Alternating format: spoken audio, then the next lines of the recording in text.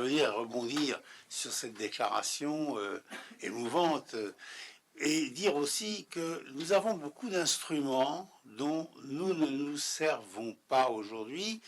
Et j'appelle les associations, et c'est pourquoi je répondu très favorablement à l'invitation du président Razbin, parce qu'on ne se sert pas d'un certain nombre d'outils que nous avons ici. Bon, je prends un premier cas. Nous avons, d'une façon extrêmement surprenante et contraire au droit, l'Europe qui dit on suspend l'examen des requêtes syriennes. Mais enfin, c'est contraire aux conventions de Genève, sauf erreur de ma part. C'est le principe de non-renouvellement. Comment un État, je ne prends que la France, mais les autres peuvent le dire, on suspend. Alors quoi, on suspend la Convention de Genève? Si on suspend la Convention de Genève, que le gouvernement français ait le courage de dire, nous quittons la Convention de Genève sur les réfugiés, voilà. Nous sommes le pays des droits de l'homme, mais on s'en va. Bon, c'est un peu contradictoire. Premier point, ça c'est sur la Syrie. Deuxième point aussi, sur cette déclaration qui m'a paru très surprenante du gouvernement français, nous ne poursuivrons pas les soldats franco-israéliens qui auraient commis des crimes. Ah bon? Mais depuis quand? Depuis quand le parquet ne poursuivra pas? Et moi je dis aux associations, vous avez ici des moyens d'enquête, vous avez des moyens de déposer, c'est en tant que magistrat que je le dis, ou ex-magistrat, puisque je ne le suis plus depuis 8 jours, du fait que je suis atteint par l'âge de la retraite. Mais bon, et j'ai toujours dit aux associations, vous avez les procureurs, mettez l'État français face à ces contradictions. Vous déposez des plaintes auprès du parquet, et je rappellerai simplement une chose, c'est que dans le génocide rwandais, toutes les condamnations qui sont intervenues pour crimes de génocide l'ont été à l'initiative d'associations, jamais les parquets, jamais les procureurs ne se sont saisis. Mais je crois que là, il faut se saisir de ça, et y compris éventuellement pour l'Afghanistan. Moi, j'ai souvent siégé à la Cour nationale du droit d'asile lorsque nous avons des requêtes venant d'Afghanistan, et bien évidemment que la jurisprudence a été très évolutive, parce que l'un des problèmes, je dirais, et j'en terminerai, je ne vais pas monopoliser la parole, mais l'un des problèmes, c'est que nous avons une Europe qui a un texte et qui l'applique de 27 façons différentes. Hein. Alors c'est vrai que j'ai assisté à cette époque où l'Allemagne et le Danemark considéraient que les réfugiés afghans n'étaient plus des réfugiés, c'était avant le 15 août, et pouvaient très bien retourner chez eux, que Kaboul était une ville accueillante et que tout allait bien. Bon, résultat, on a eu tout de suite 700 demandes venant de réfugiés afghans, enfin, qui étaient en attente au Danemark, qui sont venus en France, où là, au contraire, on avait une jurisprudence différente. Donc là, ça provoque un mal-être, bien sûr, si vous voulez, mais je pense qu'il faut vraiment que les associations se servent des outils qui existent. Voilà, c'est tout ce que je voulais dire. Merci beaucoup. Madame Galvari. Je vous remercie, Monsieur le Président, et je vous remercie pour cette excellente réunion que vous avez organisée. En tant que fonctionnaire international, j'ai quelques mots à dire sur la situation et une question à poser aux participants. Avec la banalisation des crimes de guerre, du viol, de la violence, de l'incivilité, de l'indécence et aussi et surtout de l'affaiblissement de l'ONU, on est en droit de se poser la question de savoir jusqu'où le chaos. On a parlé des rapports entre le droit et la morale. Je pense que le droit n'est rien d'autre que de la morale ossifiée en quelque sorte. La compassion à géométrie variable des grandes puissances et l'impuissance voulue du droit international laissent libre cours à la violence de la force. Dites-moi, combien d'entités étatiques s'occupent aujourd'hui sincèrement et sans arrière-pensée politique du problème du respect des droits et des devoirs de l'homme qui présuppose l'élévation dans l'esprit des femmes et des hommes des défenses de la paix. Il est malheureux que l'on soit aujourd'hui contraint de compter sur les ONG nationales et internationales pour la défense des institutions du système des Nations Unies. Je vous remercie. Beaucoup. Oui, je vous remercie encore, Monsieur le Président. En fait, il y a eu beaucoup de choses très, très intéressantes qui ont été dites. Moi, je vais vous citer le poème d'un des grands poètes persans que vous connaissez, Monsieur Rasmin, c'est Saadi, qui avait dit au XIIIe siècle que les êtres humains sont comme les membres d'un seul corps et la souffrance d'un des membres ne laisse pas indifférents les autres membres. Et celui qui reste indifférent à l'égard de la souffrance des autres mériterait-il l'adjectif qualificatif de l'être humain proprement dit. Vous avez évoqué, vous, les droits universels et inhérents de l'être humain. On peut citer quelques-uns, c'est l'alimentation, le logement, l'éducation, la santé et la tranquillité psychologique, n'est-ce pas?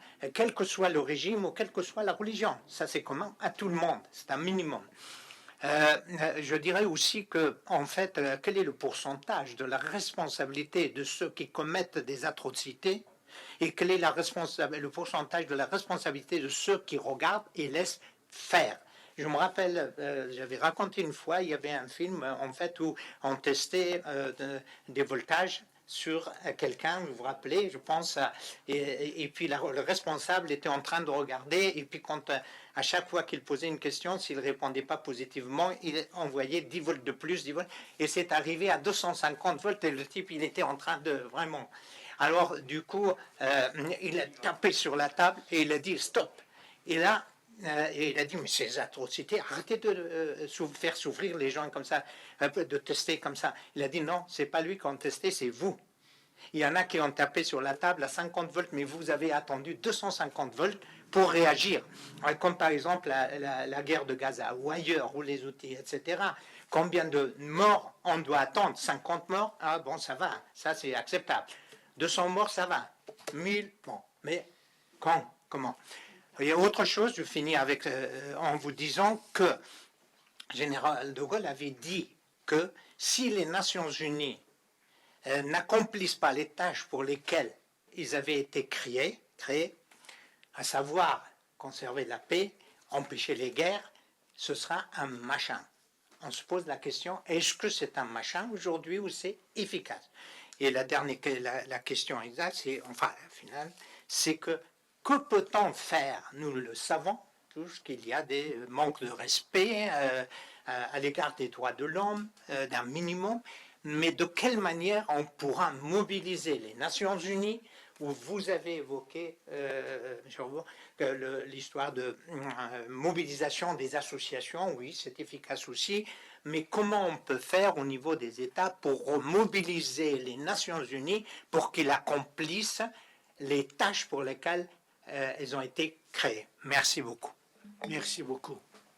Il n'y a pas de questions au fond de la salle. Oui. Ce que je vais dire s'adresse particulièrement au professeur Rousset et Jafari.